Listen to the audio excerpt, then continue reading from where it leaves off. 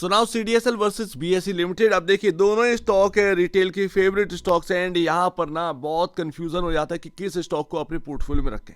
बहुत सारे लोग तो दोनों स्टॉक अपने पोर्टफोलियो में रखे हुए हैं, बट आफ्टर Q4 सीडीएसएल ने कुछ बोला एंड आज Q4 है बीएसई लिमिटेड का मोस्ट अवेटेड रिजल्ट। क्योंकि अगर आप देखें स्टॉक मार्केट के अंदर अगर किसी ने अच्छा खासा रिटर्न जनरेट करके दिया है इस खराब मार्केट में तो वो बीएसई लिमिटेड ही है। Hi this is Dev and watching traders diary. समझते हैं कि यहाँ पर सीडीएसएल आपके पोर्टफोलियो में होना चाहिए या फिर बीएसई। ना ना ना ना, ऐसे पता नहीं चलेगा कि बीएसई आपके पोर्टफोलियो में होना चाहिए या सीडीएसएल।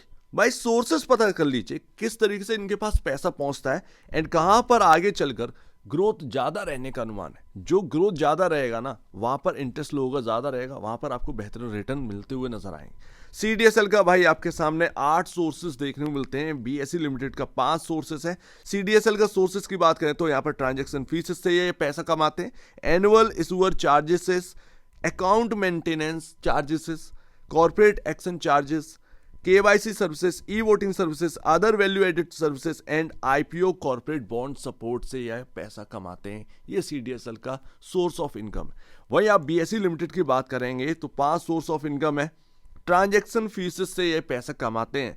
ट्रांजैक्शन फीसेस में चाहे आपका कैश ट्रेडिंग हो, डेरिवेटिव ट्रेडिंग हो, म्यूचुअल फंड हो, ये सब इसी के अंदर आ जाते हैं एंड एक बड़ा सोर्स है ये पैसा कमाने का बीएसई लिमिटेड के पास। दूसरा यहाँ पर लिस्टिंग एंड एनुअल फीसेस। एक बार लिस्टिंग के टाइम आपको पैसा देना पड़ता है, यानी कि अगर आपकी कोई कंपनी आप लिस्ट करवाते हैं बीएसई पर या एनएसई पर तो आपको यहाँ पर ना तुरंत ही पैसा देना पड़ता है उसका। उसके बाद एनुअल चार्जेस होते हैं हर कंपनी के, जो भी चार्जेस बीएसई लगाता हो वो आपको पे करने पड़ते हैं हर साल, तो वो यहाँ पर सोर्स ऑफ इनकम बन जाता है। Data dissemination and licensing fees.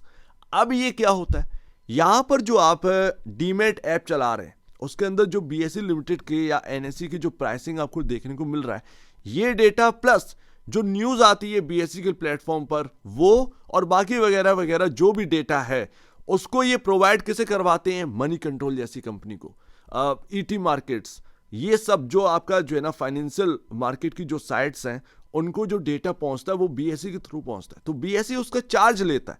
वो यहाँ पर ना आपका इनकम सोर्सेस हो चुके हैं। फोर्थ आपका investment income from financial assets and subsidiaries. बात सब्सिडरी की आई है तो सीडीएसएल किसकी सब्सिडरी है, आपका बीएसई लिमिटेड की। बीएसई के पास सीडीएसएल का स्टेक है, तो जो बीएसई जो एक ना डिविडेंड देता है वो बीएसई के यहाँ पर ना सीडीएसएल जो यहाँ पर ना डिविडेंड देगा तो वो बीएसई के खाते में भी जाता हुआ देखेगा स्टेक वाइज के हिसाब से, एंड वो यहाँ पर ना रिजल्ट पर इंपैक्ट पड़ता है, ये ध्यान रखिएगा। तो ये यहाँ पर हो जाता है। बाकी किसी और कंपनी में स्टेक हो वो डिविडेंड दे तो यहाँ पर उसका इंपैक्ट पड़ेगा इनके क्वार्टरली नंबर पर। दूसरी बात, इंपैक्ट पड़ता है यहाँ पर वैल्यूएशन का भी, तो ये भी ध्यान रखिएगा। फिफ्थ यहाँ पर ना इनका आ जाता है other income, just like interest और डिविडेंड, वो यहाँ पर ना इनका अदर इनकम रहता है। तो ये आपके सोर्सेस रहे हैं। अब यहाँ पर ना दोनों ही यहाँ पर देख लिए तो समझ में तो यही आ रहा है कि जितना यहाँ पर ना डीमेट ग्रो करेगा या जितना ट्रेडिंग होगी दोनों को ही उसका बेनिफिट मिलने वाला है, किसी को ज्यादा मिलेगा किसी को कम।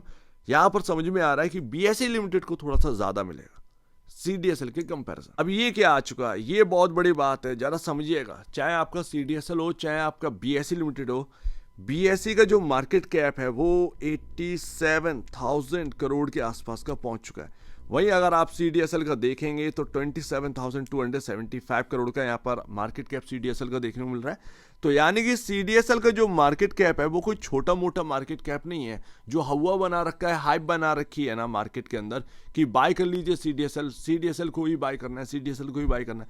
भाई उसका जो वैल्यू है आज के टाइम 27,000 करोड़ एंड उसकी जो फाइनेंशियल परफॉर्मेंस है उसको अगर आप देखेंगे तो ये 27 करोड़ का जो मार्केट कैप है या कह सकते हैं जो वैल्यूएशन है काफ़ी ज़्यादा देखने को मिलेगी। तो यहाँ से ना कोई बहुत ज़्यादा यहाँ पर ओवर अचीवर नहीं रह पाएगा सीडीएसएल, ये एक साफ साफ समझ में आता है।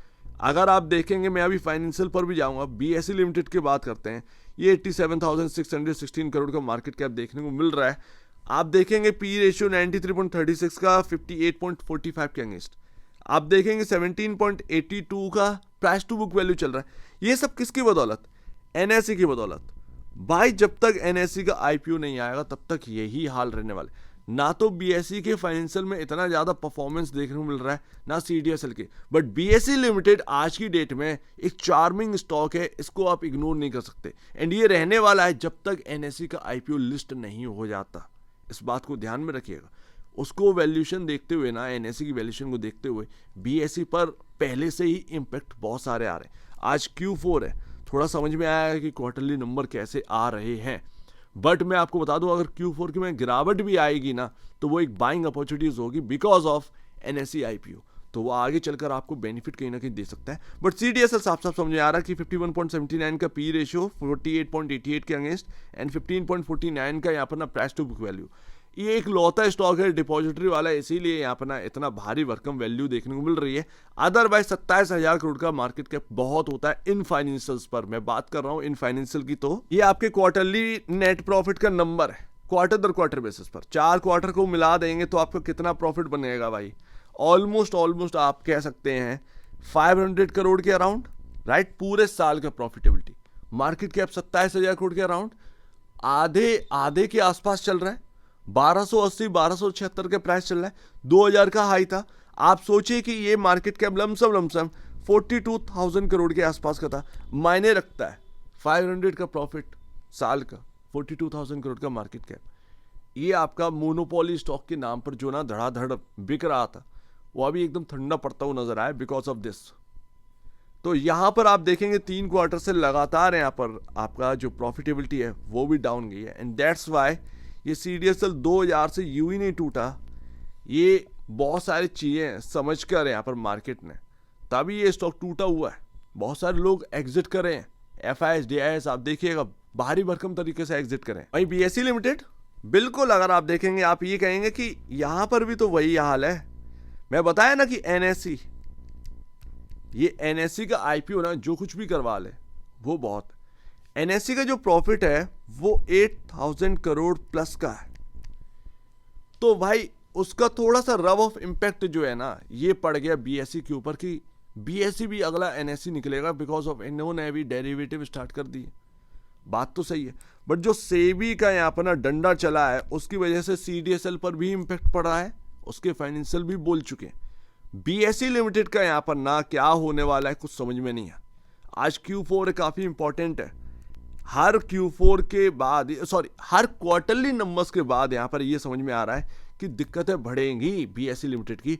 बड़ी ये स्टॉक चल रहा है, जब तक चल रहा है तब तक सब कुछ ठीक है, लेकिन एक बार गिरने लगता है तो सबको यहाँ पर नानी याद आती है, सब फाइनेंशियल की तरफ भागने लगते हैं कि इनका फाइनेंशियल खराब है। तो थोड़ा यहाँ पर ना समझने वाली बात है, Q4 देख लीजिएगा, क्योंकि हमें नहीं पता कि सेबी जिस तरीके से रूल्स एंड रेगुलेशन लेकर आई है ब्रोकरेज कंपनी की तो धज्जियां उड़ चुकी, क्या बीएसई लिमिटेड के रिजल्ट पर भी कोई भारी भरकम इम्पैक्ट पड़ेगा? पड़ता है तो वो यहाँ पर ना इस स्टॉक को भी ठंडा कर सकता है। यही मैं कह रहा हूं कि यहाँ पर ना मुझे नहीं पता कि कैसे नंबर आएंगे, बट ये नंबर काफी इंपॉर्टेंट है, और अगर नंबर सॉलिड आ गए तो ये स्टॉक रुकेगा नहीं फिर। एंड सेकेंड लास्ट, तो आप सोच रहे होंगे कि क्या कंपेयर कर रहे हो, यहाँ पर तो कुछ भी समझ में नहीं आ रहा। भाई मैं कह चुका ना सीडीएसएल में वैल्यू कूट कर यहाँ पर ना देखने को मिल रही है। भले ही आगे यहाँ पर ना आपका बहुत अच्छा सिनेरियो रहेगा, आगे डीमेट अकाउंट ओपन होंगे। आज की डेट में अगर सही मायने में देखा जाए एक्टिव डीमेट अकाउंट सिर्फ 4 से 4.5 करोड़ के आसपास का देखने को मिलेगा, इससे ज़्यादा नहीं। हर पर्सन का 2 से 3 अकाउंट है, सिंपल सी बात है। तो वो जोड़ जाड़ कर 11 करोड़ अकाउंट बैठ रहे हैं, बट एक्टिव डीमेट अकाउंट की बात करें तो 4-4.5 करोड़ ही का यहाँ पर ना बैठता है वो फिगर, तो कोई बहुत ज़्यादा नहीं है। आगे चलकर ये ग्रोथ बढ़ेगी तो यहाँ पर ना सीडीएसएल का जो प्रॉफिट है वो भी यहाँ पर बढ़ेगा, बट आज की डेट में एक पीक कर चुका है वो डीमेट अकाउंट का नंबर एंड ट्रेडिंग का नंबर, वो पीक कर चुका है।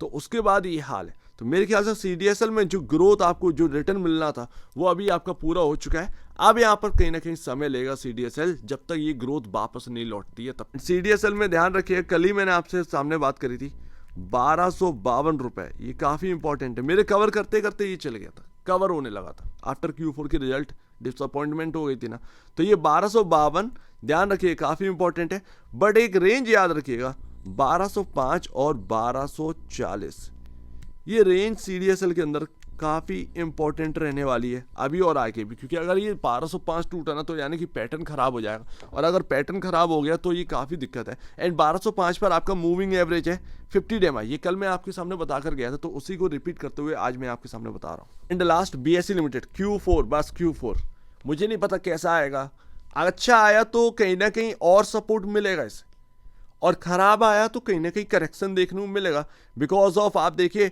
ऑल टाइम हाई के अराउंड चल रहा है स्टॉक। बहुत सारे ना ढोल पिट चुके हैं, CDSL हुआ, आपका ब्रोकरेज कंपनी एंजल वन हुआ, बहुत सारी कंपनियां हैं जिनके ढोल पिट चुके हैं। बट सेबी का जो इम्पैक्ट है वो यहाँ पर कितना असर डालेगा, क्योंकि इनका जो वैल्यू बढ़ी है वो किस वजह से बढ़ी है, सिर्फ और सिर्फ डेरिवेटिव। NSE जो हम निफ्टी 50 में ट्रेड करते हैं वैसे ही BSX में ट्रेड करने के लिए मिलेगा, एंड इससे इनकी अर्निंग बढ़ेगी। तो जो सेबी ने यहाँ पर ना दिक्कतें पैदा करी हैं उससे हर जगह इम्पैक्ट है, तो अगर इनका भी इम्पैक्ट पड़ेगा, जो पहले ग्रोथ आ रही थी सडनली वो ग्रोथ अगर कम हो जाती है, जाहिर सी बात है उसका सीधा रब ऑफ इफेक्ट जो है स्टॉक पर पड़ेगा ही। तो वो Q4 का इंतजार करिए, आज Q4 का इंतजार करिए। बाकी सपोर्ट की बात करें तो 6000 पर ना एक अच्छा सपोर्ट है, उसके बाद सीधा सपोर्ट जो है ना वो 5500 की तरफ है, 500 रुपये नीचे, तो ध्यान रखिएगा। 6372 का प्राइसिंग चल रही है, 6000 पर सपोर्ट है, और उसके बाद यहाँ पर ना 5500 के आसपास का सपोर्ट अच्छा खासा बनता है। सो उम्मीद है आपको आपको समझ में आया होगा। लेट्स सी BSE के कैसे नंबर आ रहे हैं, बट BSE ज़्यादा बेहतर है CDSL के कंपैरिजन, सही मायने में BSE ज़्यादा बेहतर, लेकिन एक राइट वैल्यू का वेट करिए, बिकॉज ऑफ ये जो वैल्यू मिल रही है BSE को ये सिर्फ और सिर्फ एक हाइप है, और CDSL में ग्रोथ कहीं ना कहीं अभी पूरी हो चुकी है। सिंपल सी बात है, इस बात को आप समझिए। अगर आप दोनों ही शामिल करके रखे हुए हैं कोई प्रॉब्लम की बात नहीं है, लेकिन अगर आप कोई न्यू बायर हैं तो अगर आपको BSE बहुत निचले लेवल पर मिले, थोड़ा सा डिस्काउंट पर मिले, तो आप देखिएगा, क्योंकि अभी ओवर हाइप ज़्यादा चल रही है वो NSE के IPO की वजह से, लगातार ये प्राइसेस उड़े ही है। तो ऐसा नहीं चलता है भाई, अपने प्राइसिंग पर ना ध्यान दीजिए, अपने प्राइस पर बाई करिए।